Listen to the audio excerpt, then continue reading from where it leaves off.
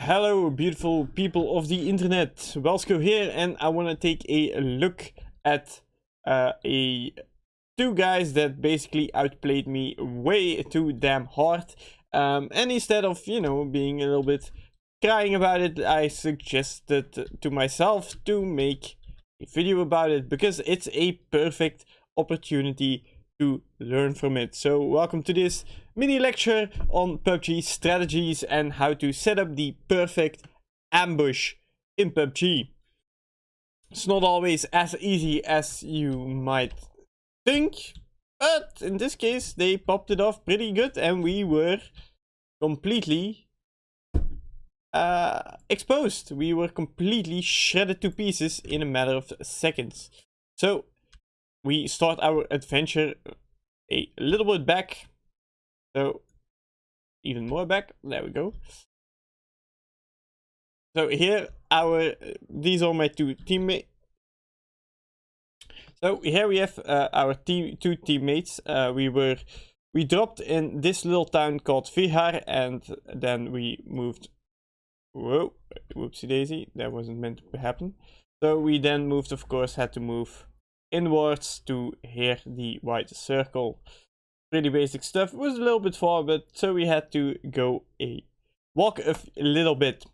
And of course, when the danger is over and you are casually walking around and just talking to each other, then of course you start joking around and you don't get in the most serious state of mind, which is not necessarily a bad thing unless you have to expect an ambush. So other than that, I think in the complete circle, yep, except for this guy, there are us 4 guys, and there is one team of 3 guys over here. So by that margin, we are definitely outmanned and outgunned. But we didn't have the best loot, so we gotta keep that in mind. So we will take the perspective of our good friend as he walks. So he is basically leading the charge together with the other one, the beautiful duo.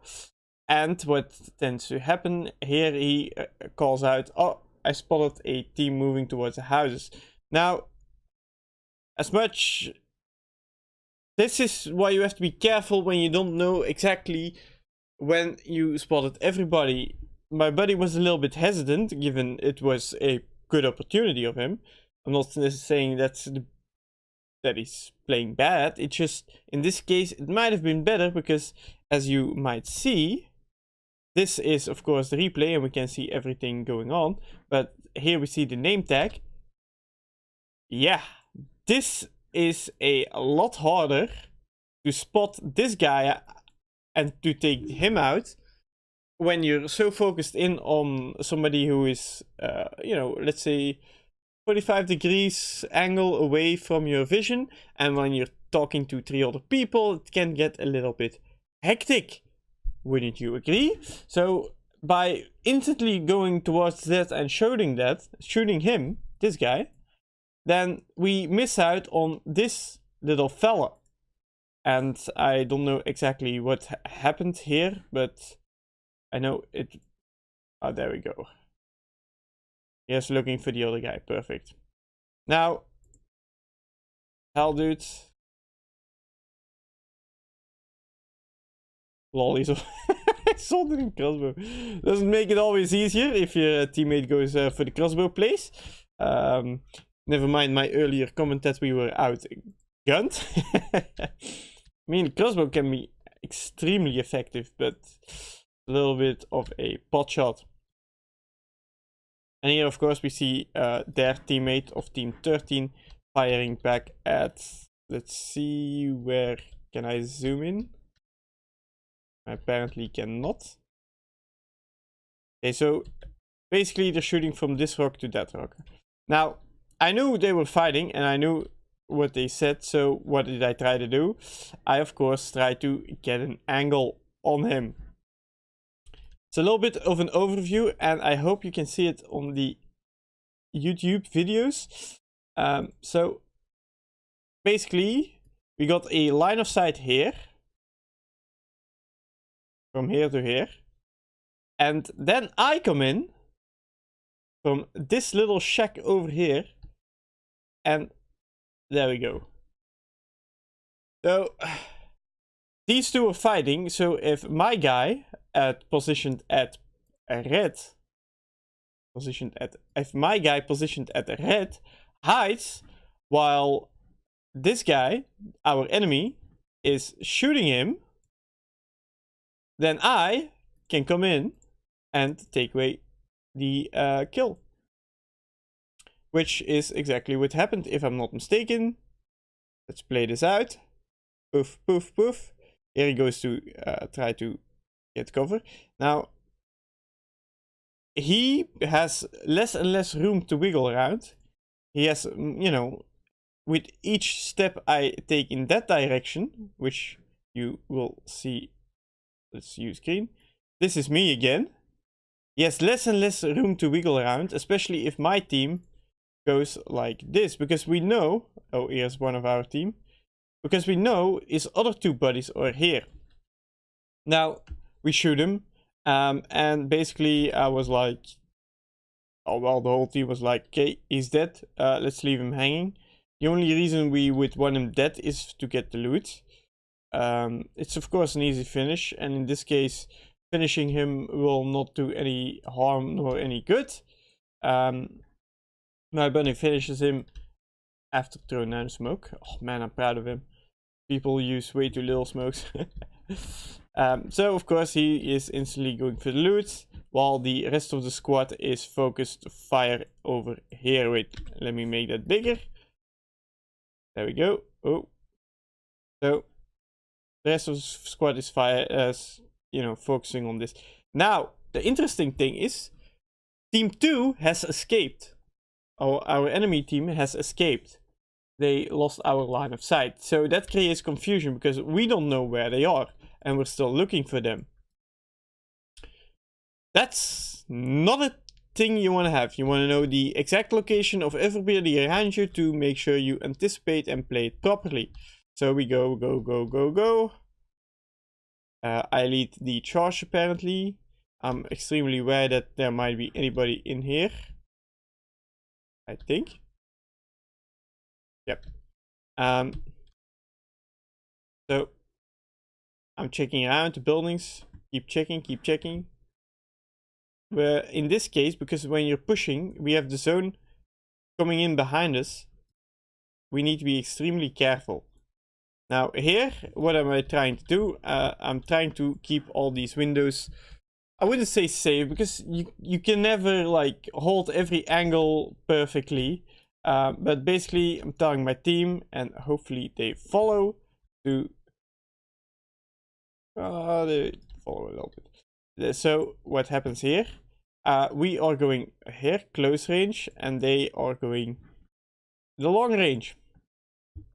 There's benefits to holding two sides, but there's also negatives.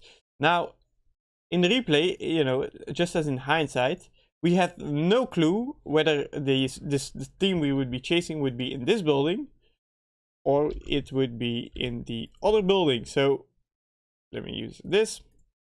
So we have compound number 1, we just crossed that. We have compound number 2. Wait, let me do it with this 1, 2, and we have compound number 3. In order to get to the zone, we have to cross basically the 3 compounds, because of course the blue zone, I don't know if that's clear, but the blue zone is pushing in. If the blue zone is pushing in, that's an enemy. The blue zone is basically an enemy you need to run away from.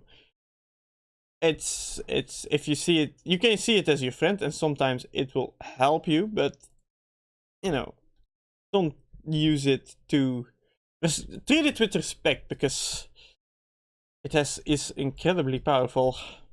So here we go around at the walls, trying to hug the wall, because if we even get shot from inside, we can just crouch down or prone down, get their location, and bada bing, bada boom, problem solved. So here we go. Here we go into the forest, which is kind of important. Now this guy is still behind us. We have to keep that in mind. So we go here in the forest. We group up a little bit better because, of course, you know, staying close together in this case is better than everybody moving in at different intervals. Why? When people are in the blue zone, including us in this case, we don't expect as much people as we would be in the not blue zone. Simply because the blue zone can be your enemy and it does damage, so nobody wants to stay in the blue zone. Therefore, if nobody wants to stay in the blue zone, people will not be there as often. So it's counterintuitive to play the blue zone. Early game, we shouldn't be that surprised, but late game, nobody will play the blue zone. You can do it if you have enough heals and other boosts, and you can pull off some pretty unexpected plays and catch some pretty unexpected people by using up all your heals in blue zone. And unfortunately, it's a risky move, but not a lot of people expect it. Bada bing, bada boom. This is the moment. He was sprinting from the building towards his friend, and he saw one of us run. Now, in this case, we were tightly packed together. So what is gonna happen, you think? Ah, well.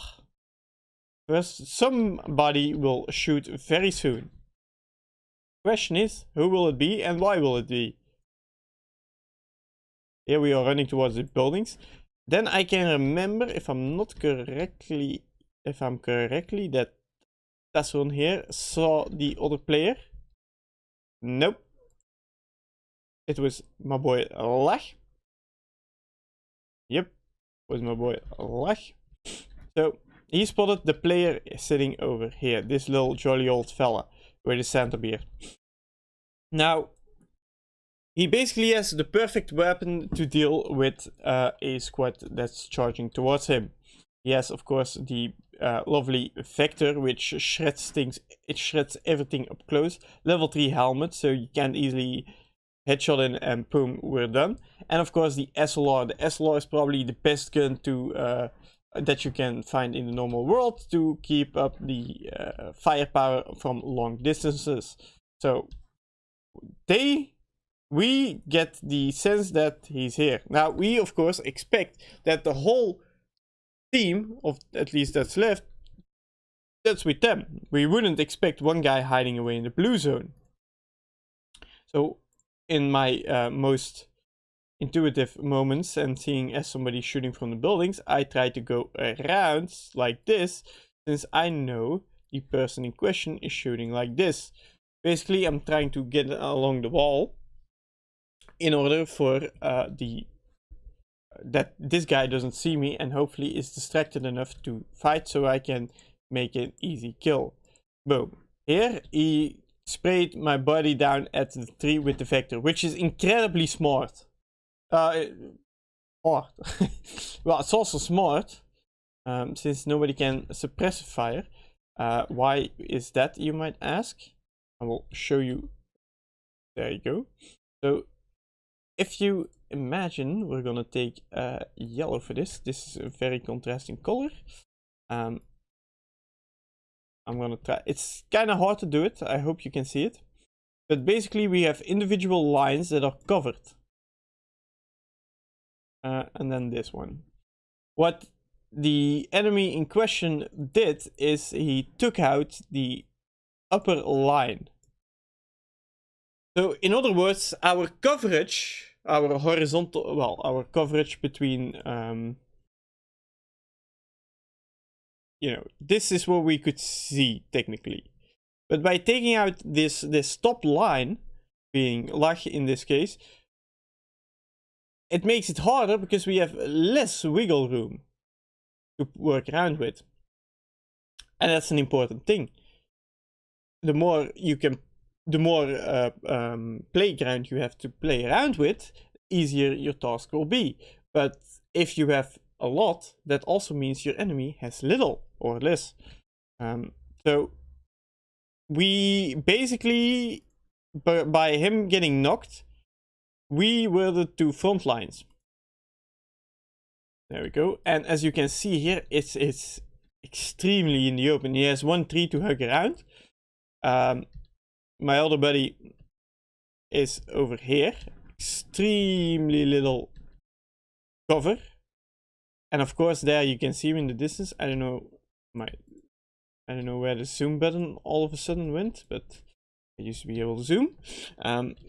He's coming around, and then of course the other buddy is also a tree. And basically this kind of tree is so small that if if the enemy pushes around 2 or 3 seconds, 2 or 3 meters in either direction, you're basically screwed. So let's see what this guy has holding. So this guy has an M16, which is kind of good from that range, not the best. His buddy definitely was better equipped, both in terms of helmet and vest, and of course in weaponry. I like the mask though, I love it. So what did he do? Now, personally, what this guy did, it worked, but personally, I would have at least gone to make sure that in case somebody turns around and has only one line of sight, I would either hide behind one of these lovely trees. Because the thing in PUBG is you always want to have cover. It's not like in Fortnite where you can just do a 360 and there's a whole base covering your ears. It's a little bit going on much, but so here I am trying to go in. This guy is completely outskilled me in this case. Why is that? First of all, he's crouching, more accuracy, and he is using the vector. The vector and the ump from close range. Yeah, what do you think is gonna happen? Vector basically has the smallest time to kill of all the guns. So even if we shot at the exact moment next to each other, he would, with the same gear, he would always win the fight if we saw it shooting at the exact moment. I'm gonna check here if it's possible. Let me check. Where's my sound? Okay, but I didn't. I mean, he shot. I shot first. Now I had an ump. An ump is great for consistent firepower from the SMG class. An ump is not necessarily a burst weapon. It's good to keep firing. The vector is probably 1 second to let's say 3 seconds to completely shoot up, while the ump takes a little bit longer. It has more firepower, more sustainable firepower, let's put it like that. While the vector is more of a burst kind of weapon. You shoot it, you empty it, you get a guy, and it's over. Now, why did I lose this fight? I was pretty sure my aim was on him. I'm pretty sure. He has a level 3 gear on his head, and he has a level 2 vest. I have a level 2 helmet and a level 1 vest. So basically, not only has he the better gun in this situation, he also has the better gear. Which in turn makes it very unfortunate in my case, because I am basically battling this dude. It's 1v1. My team can't help. His team can't help either. Why can't my team help? His team is, I think, a little bit too far away, and of course focused with the other 2 surviving members of my party. And my team can't see him because of the wall. So if we zoom this out a little bit. There we go. It's a little bit zoomed out. I hope you can still see the players on the YouTubes. But what is happening here, I'm gonna make it very clear. This is buddy 1 of me, and this is buddy 2 of me. What you create is basically 2 guys aiming at a wall, and he's crouching, so his head doesn't stick out. So in order for these 2 homies of me to see him, they need to be either here, like cross this line, or they need to cross this line. Assuming, of course, that our lovely chap here is staying exactly where he is. So basically, as long as he stays there, they cannot see him unless they move. My teammates, I'll put it in yellow, unless my teammates move onto this line. Or one of the two, but you know, you could say they can go closer, absolutely. If they decide to go closer and get him from even then closer, like this is, I think this is 125 meters, so that's around 6 to 10 seconds of walking at least, at the minimum. That's a lot. That's a lot. So what happens? Either they go onto this line from like on this position, not the best color though. So on this position or this position. That's the only way that would have helped. So in my case,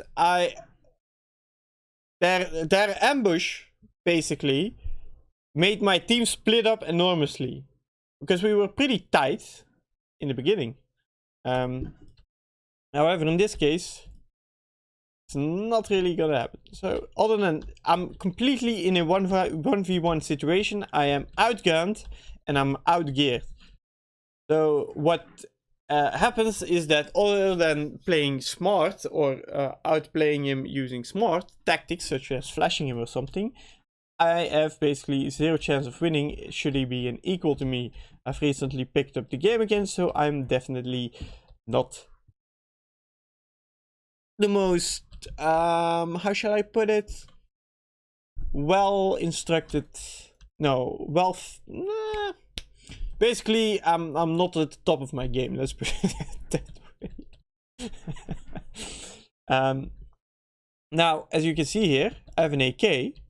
And so in this case, since he has better gear, it might have been better to put in an AK instead of the UMP. Why? The AK has enormous penetration qualities. Like, it shreds armor like nothing else.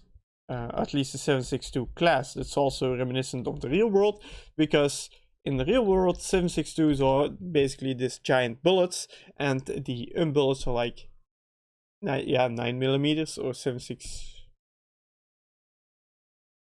I have no clue, but basically the 9mm are way smaller in real life than the 7.62, which allows them to be a little bit less effective against people wearing Kevlar. So if I had used my AK, I might have had a double headshot, because I did have the first fire advantage. So what that means is basically the first who shoots has an advantage in an equal situation, completely equal. If I had the exact same gear and loadout and I had first shot, I basically would have had him, assuming that my aim was on point in this fight. But other than that, it's, you know, a stupid little breakdown of my thingy. But this is where it gets tricky. So I want to see exactly what my other teammates do. So he starts shooting, this guy, and the colors on this, the coloring on this map is a little bit hard. That I've noticed. So this guy starts shooting, and my buddy here reacts. That my second buddy also reacts. So he was able to shoot freely for a few seconds, completely freely. And here, of course, he knocked the guy. Then he went into hiding, which was goddamn smart. Or at least tries to go into hiding, which is smart. You know, you knock one guy, you hit them. That's a hit and run strategy. You hit your enemy, you run away. You hit your enemy, you run away. You hit your enemy, you run away. And you do that over and over until the enemy is weak, or at least destroyed. They also call it guerrilla tactics sometime in the real world. He goes proning, healing, very smart, also camouflaged. I don't know if that was a conscious decision of him, but as you can see clearly, extremely camouflaged. His coloring scheme fits in perfectly with the surrounding environment, except for this. But it's even better that there's white snow next to him, because the light, I wouldn't say the light, but this, our eyes focus on that, and if he is then well hidden, if he would have a ghillie suit, we would have an extremely hard time to see him. Now, so what happens here? There we go. Let's play this out. Did he seriously finish me? Yeah, and there we have the last thing. He is shooting my buddy. And what is gonna happen exactly after that? And he's gonna shoot. The other guy is gonna shoot. Oof! This was Bunchfall. So this is basically the set of events that happened. So let's keep it that way. Now in the beginning they both didn't know. So I think it's more of a coincidence than... or at least they wanted to try set up a crossfire. The thing is though, like if we would have stopped in this situation, which might be a little bit smarter when I come to think of it, in this spot, that's so much better than, of course, this spot. So let's say the blue wall is the divider between the two spots that we can play around with. Hey, you can make it even bigger. So let's say that, you know, if I ask you which side would you pick to hold a position to fight in, though there's no question in everybody's mind we pick this fight. Why? More trees, more rocks. We got here 2 rocks, we got a rock behind here, we got here a rock, we got this tree, this tree, this tree, this tree, this tree, this tree, all good and well. I think, I'm not sure about this, but I even think these trees are a little bit bigger than these. Can't confirm that as of now. So basically we have 1, 2, 3, 4, 5, 6. We got 6 covers here, and we got, you know, let's say we got 5 already here, 3 on the rocks, 4 trees here. So we're at least at 12 cover points versus 6, at least, definitely more. So I mean, I don't have to paint a clear picture why it would have been better that we would have waited a little bit. So here we run. We're a little bit split up, which is not necessarily a bad thing. Unless in this case, I should have kept my rule maybe a little bit better to move from cover point to cover point. So what I always try to do is move in a way that the shortest... Basically, I move from cover to cover, not in a straight line. So instead of going like this, straight next to the screen, I would rather go to like... there we go. I would rather go like this, first to here, then to here, and then to here. It's different. It reduces your chance of getting caught in the open, which I am doing now here.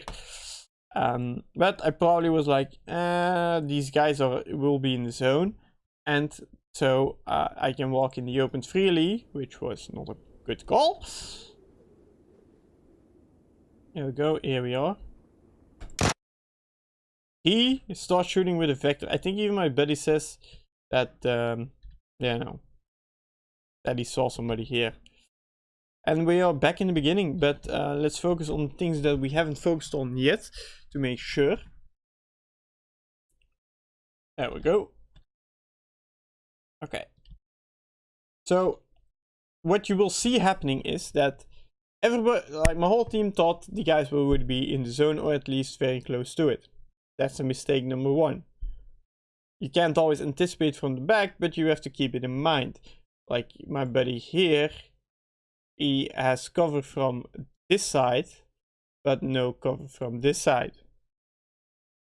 Maybe I should do it differently. That's an important thing to keep in mind. Like, he basically, even if it's, you know, a 1v1 fight with this guy, he cannot get shot in the back unless the other guy moves. And that's where team play dynamics come into play, because if this guy would move towards here, then I would sweep in and shoot him there. so it's impossible. So he's doing very well for himself. Now, everybody else. I am going straight towards the wall. I should have maybe checked out my opponent a little bit better. So this guy took out one of us. So it's 3v2 at this very point in time. 3v2. Which is unfortunate for us, but there we go. There we go. Boom. That's second one. So what happens here is his buddy goes back to reload, this guy, while I try to push him and catch him mid-reload. My buddies here are in the open. That's not good. You never want to be in a position yourself where... Because even, let's say, even if they get knocked, but we still manage to win the fight, and another team comes, yeah, it's easy pickings, you know. That's why you always want to have something to hide against. That in the worst case scenario, if somebody else pushes you outside of your control, that you actually are somewhat safe. That's the goal of this. Because, you know, let's say some assholes from the zone came in and start shooting this way. My buddy here at the blue cross is completely safe. He's safe. They are not. Even for a knock guy. So there we go. Hup. Let's play it out. So at this point in time, the buddy starts shooting. They probably knew it from communications wise that this guy saw us walking here. And so he notified the buddy. Extremely effective, guys. So here I'm fighting this guy while my teammates are basically staring into a blank wall. That happens in PUBG. They are in the open staring at a blank wall or on a target that they cannot hit. That happens in PUBG. It's normal. It's not, you know, I've had it times too where I'm trying to get my buddy cover, but, you know, basically impossible. So he has basically a free kill because my buddies are in the open and they're standing still. So with he, I mean, of course, I maybe should add a color code next time. He has a free kill on one of the guys. So in that scenario, that's one down, that's two down. Because the first is always free in an ambush. The first kill is always free. Yeah. And then, of course, I lose my battle. Because if I won my battle with him, it would have been a different story. Or at least a little bit different. And here gets me, Olent, he's called. So, Olent, if you might be watching, congratulations, you outplayed me. There we go. And of course, he's shooting. And at this point in time, we got 3 knocks. Which basically, they made it... Because in an ambush like this, it's 4v2. But they have the element of surprise. You have the first shooter advantage. So, if you have that... It's always, or at least somewhat always, a 3v2. You can assume that in such a scenario where one team knows everything and the other team knows nothing, that's 3v2 scenario because the first one is always free. So what they created is that they put us in a 1v2 fight. The last member on my team, we were all pre-made by the way, so this was not randoms. The last is in the open, has one teammate knocked here, one teammate knocked here, and one teammate knocked here. Which is almost an impossible task on its own to get them all up in time in this position. This teammate definitely dead. This one has a more chance of survival, and I am probably, you know, so we go, if we have to rank it in order of who's gonna die first. So he will die first, I will die second, and he will die third. Who is most exposed. So what this guy does is extremely smart, because what he could have done is just kept shooting. But instead, he doesn't shoot. It's probably got touched. Up, there we go. My buddy starts shooting. He instantly goes to cover. He shoots, he covers. Perfect. Which allows him to swoop in. I don't know if that's exactly what happened. So here my buddy throws in a smoke. Very smart. Basically your only chance of survival. Here he fucking finishes me. Oland, you're a fucking idiot. You know that? I've noticed this pattern of gameplay recently. It seems to be way more worse than previous moments that I played. But why everybody goes for the instant finish is beyond my expectation, like beyond belief, basically. People will die if you wipe their team, and in this case, it's a free team wipe. You guys done it well. Like look at it. Let's fly away. This is exactly what he sees. A knocked guy and a fucking teammate which is bigger in size than the tree itself. So why people keep going for the knocked people is beyond me. Now, if he's in a building knocked and his whole team is there, it might be better to finish him. But come on, man, an open field. Are you that desperate for kills? PUBG isn't about kills, boys. It's about survival. If you can survive the longest, I can believe you, the adrenaline will kick in. And I'm an adrenaline junkie when it comes to that. That's messed up. I love how people like still can crawl around naturally with like, I mean, you know, if you had a bullet wound in your life, that would be messed up. So buddy throws a smoke. Perfect smoke. SLR is shooting. He tries to go inside the smoke. Smart. Although there's no cover, it makes it, yeah, in the smoke, it makes it harder for them to hit you because they can't see you. And we all know our eyes are an important factor in the whole of PUBG. So let's check it out. Right. Delete this. So they have now a crossfire in a 1v2 with, they have better cover. Like this. They have better cover, they have better weapons, they have better gear. They have better cover, better guns, and they have a crossfire. A crossfire is the best thing you can do. Because at this point in time, we knew what was going on, but it was too late. In the beginning, we only knew or thought they would be on the there we go.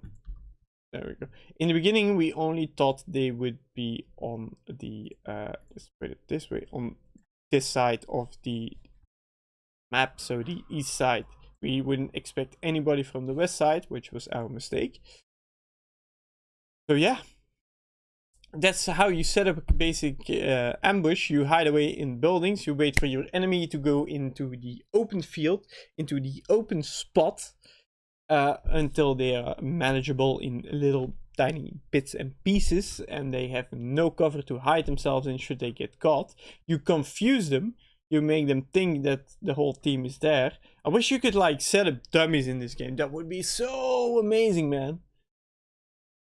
Another genius idea that I have, maybe I'm gonna add it to my fix PUBG thingy document, but being able to place dummies would be, man, you would do so much cool things with it. But you could make it seem like there's more people in this compound than there actually is. But other than that, you basically let them come in the open. So I'll make it clear. We're gonna use this color. So basically, they controlled this area during the fight. Wait, can I move this? There we go. Take a bigger pencil. They controlled.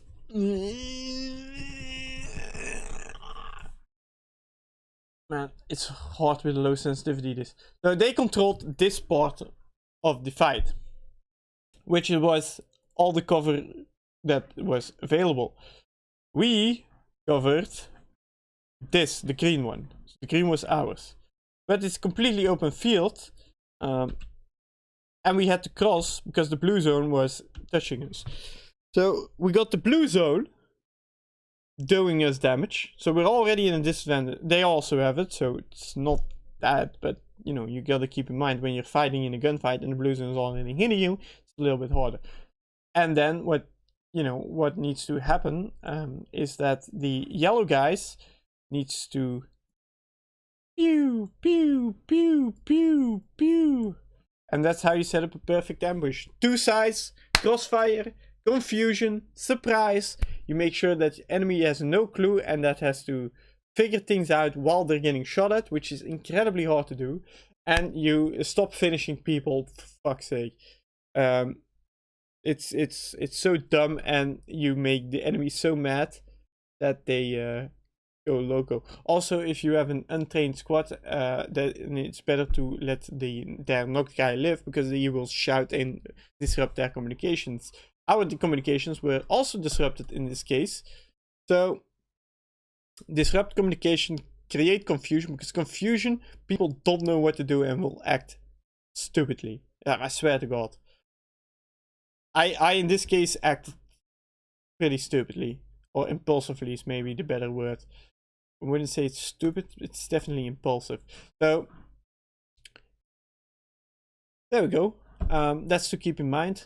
So you get cover, get a crossfire, open when they don't expect it, get them in the open, and the other things pretty sure I covered already. So this was Whelsko. I really hoped I didn't bore you to death during this pretty long lecture. I didn't expect it to be this long, but I always seem to have something to tell. I maybe should start my own tea club or something to talk with people. Other than that, this was Whelsko. I hope you enjoyed this. I hope you learned something. I hope you found it helpful, and I hope you will catch people the way we were caught out of guard. Other than that, thank you for watching, and I will see you in the next one.